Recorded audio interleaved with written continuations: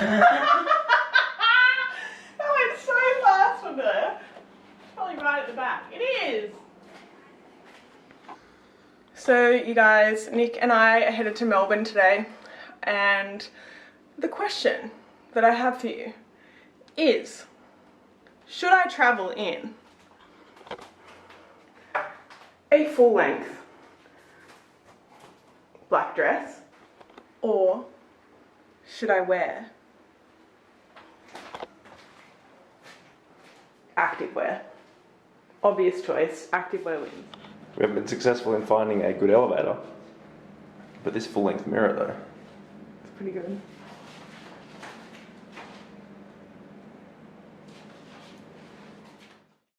Nick and I arrived in Melbourne, and the next morning we got up to go to one of our favourite cafes, Journeymen, which is on Chapel Street in Melbourne.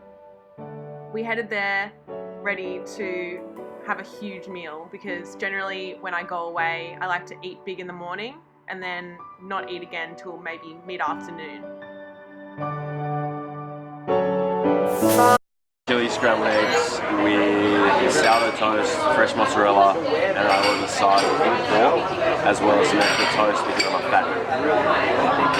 It's pretty much the meal I've had every single time that I've been here. So to come here and not get that, the huge opportunity cost is way too big. Is that your second coffee? Yeah, because lately I've been drinking almond milk in Sydney, and almond milk in Sydney has no calories in it, and it's delicious, it tastes amazing. And now I'm in Melbourne, and Melbourne's so fucking hipster that they've got like raw, no wastage almond milk, which is just full of fat. It tastes like grainy, gross crap. Breakfast arrived and Nick got his chili scrambled eggs. I went for smashed avocado, which is pretty much what I get every time I go out for breakfast. I don't deviate. After that, we headed shopping along Chapel Street, which is always awesome. I went straight to Cotton On Body because they had these amazing matching sets, and you guys probably saw me on Snapchat. I wore them almost every day. I feel that having matching crop and shorts gives me the same satisfaction as wearing a matching bra and undie set. So I went probably a little bit wilder than I should have in here, but the stuff I got was awesome, and you've probably seen it plastered all over my Instagram. So if you're looking for cheap stuff, head to Cotton On Body, it was awesome.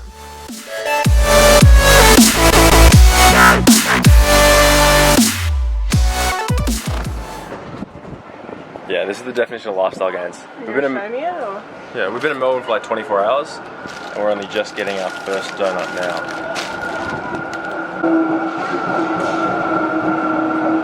Is it good? Better than donut time? I didn't get any filling.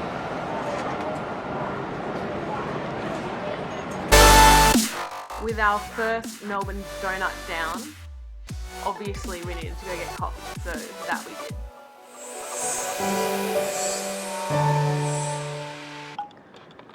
Oh, that lighting's not great. That's a bit better. So Nick and I are now at the Olsen. Definitely a comfy bed. I love a hotel bed. I don't think I sleep better anywhere than a hotel. No, definitely. Don't miss the fact too that we're actually now matching. Oh yeah. Like black, it's like brownie colour, and yeah, epic. That is good. We're not couple goals, but we are today. And then also, bit disappointing, there's not really like a good full-length mirror option in this room, which always upsets me, but this will do. Yeah, we're going to move some furniture. It's not too bad. But anyway, that's what matters to us when you're in a hotel. So basic as... Nick and I headed to the Botanic Gardens in Melbourne.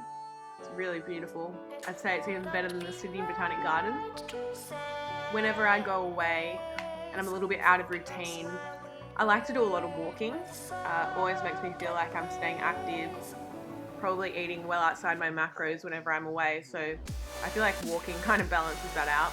I don't think about it too much, but it was a really nice walk. It's beautiful in there, and we sat down and had a bit of a chat, and kind of just recentered after the day. Hi guys, we are at Burgers and we've just ordered.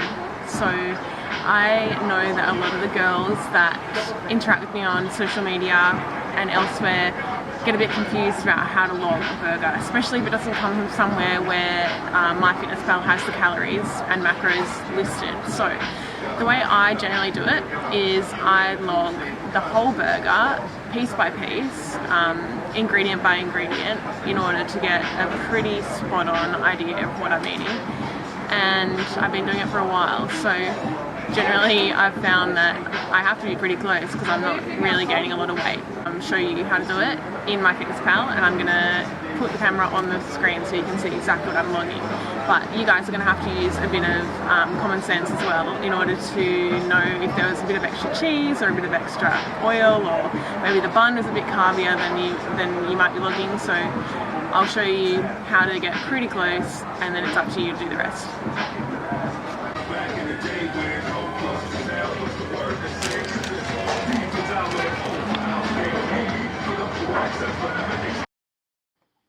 As I mentioned, when I log a burger, rather than just picking a generic entry that's in MyFitnessPal, I like to log each ingredient individually. I think this is the best way of doing it. So I'd obviously log the patty to start with. Those are usually in Australia about 200 to 240 grams, depending on where you go. I then log mayonnaise, if there's a mayonnaise on there. I've used a generic entry that's pretty high fat. I'll then log any cheese that's on there. If it's yellow, it's generally American cheese, and that's higher fat than your usual cheddar or Kraft that is available in Australia. For the bun, I always just log a brioche bun. These usually have a fat content and a pretty high carb content. Of course, if it's a crusty bread roll, log that accordingly. The burger I ate had a beetroot relish on it, so I've added that. And it also had bacon. If you're going to log bacon, do not log shortcut bacon. The chances of there being shortcut bacon on your burger are slim to none. It's more often than not very high fat, so make sure you're logging that. So as you can see, this burger's come out at about 56 fat, 42 carb, and 58 protein. So we smashed dinner, now naturally on the hunt for dessert. Went to Woolworths, they have no twisted frozen yogurt, which is what we planned to eat. Which is a real bummer. It's a real bummer, but there's Halo Top in Melbourne, and we're hoping twisted frozen yogurt at the IGA around the corner, so we're going to go for a walk. The next day, I headed to Obsidian Strength to train with my coach, JP. The gym was your average powerlifting setup. It was pretty awesome. He took me through my bench technique and really helped with that. It was pretty atrocious up until I met him. And then we moved on to some squats. So here we've just got 85 kilos for triples. They moved pretty quickly, they felt pretty good, and the session on the whole was really helpful. As I move forward with my training, I feel a lot more confident in powerlifting style, and I'm really grateful for JP.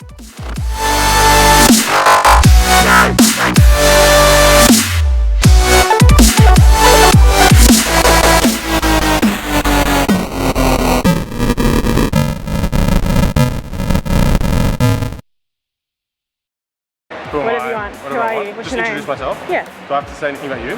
No. What we're doing? Go.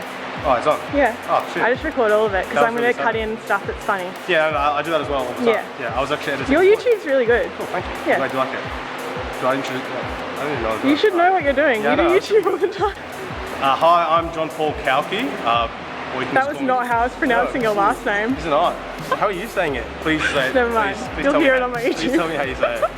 Never The mind. judgment will be real. I'm John Paul Kalki, or you can just call me JP, is what I go by. I'm a strength and powerlifting coach based here in Melbourne, or the west of Melbourne. I specialise, like I said, in powerlifting. I've been competing for about 4 years, but I've been coaching for probably 10, if you count all the other coaching that I've done in other fields, like track and field, Australian rules football, and I guess now powerlifting.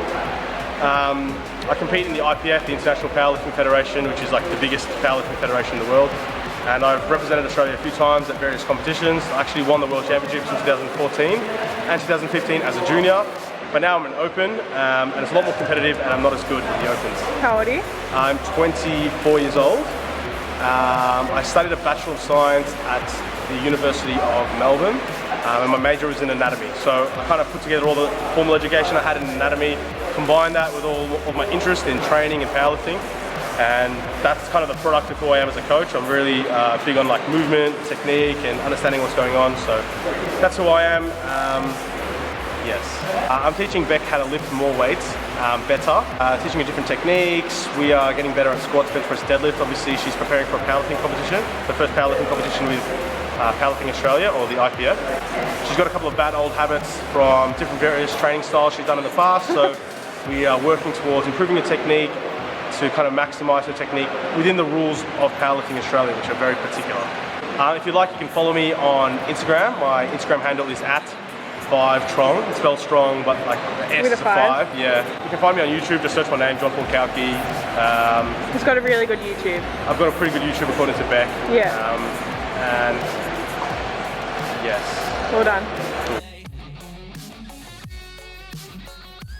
The next day, I headed for a session at Richmond Fitness First with a very good friend of mine, Nairi, and she annihilated me. Okay, in front of the mirror. My name's Nairi and my Instagram's Nairi. So today we're going to train shoulders and back. And look at these shoulders. And turn around and show me your back. Look at that back. Preparing to die. What else are we doing? Then we're doing That's it. abs Oh. and glutes, which I'm going to handle. Yeah. But this girl is king of shoulders. We just did a warm up with 18s and that was my working set. And now she's telling me we're doing more. Yeah. So.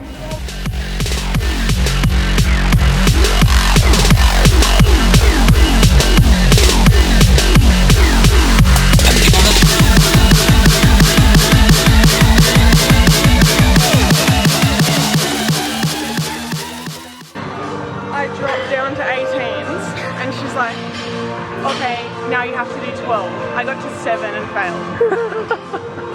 failed. To be honest with you, my shoulders are the weakest part of my body, so I often neglect training them because they're weak. It's kind of a self-fulfilling prophecy. We tend to avoid the muscles that aren't very strong and therefore they never get stronger. So Nairi really kicked my butt in this workout.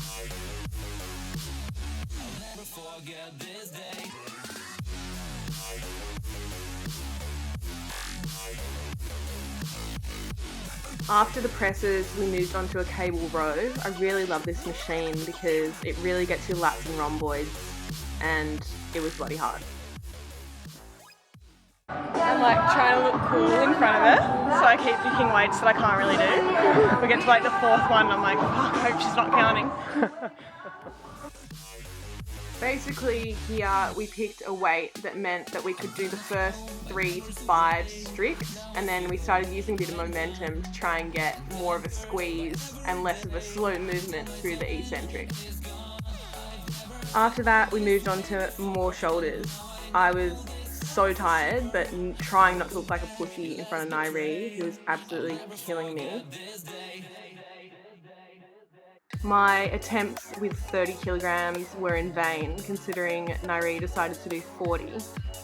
To be honest, this exercise is really awesome. We don't have a seated barbell press at my gym, but it really gets the front delts, and it's much harder than your usual dumbbell press.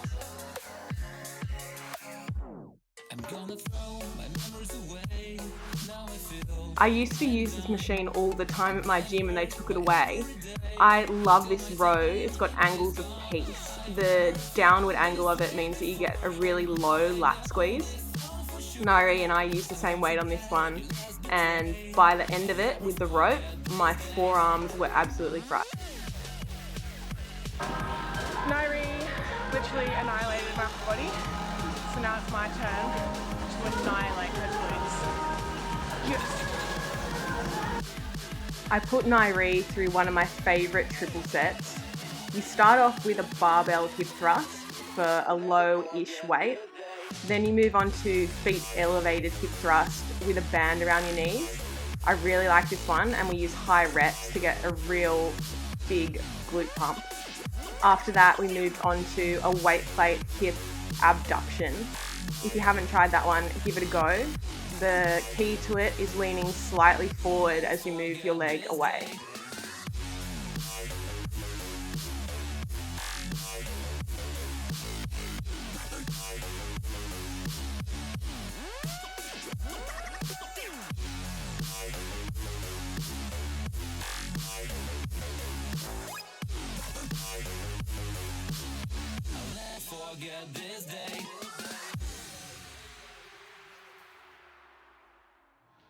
How's the glute pump?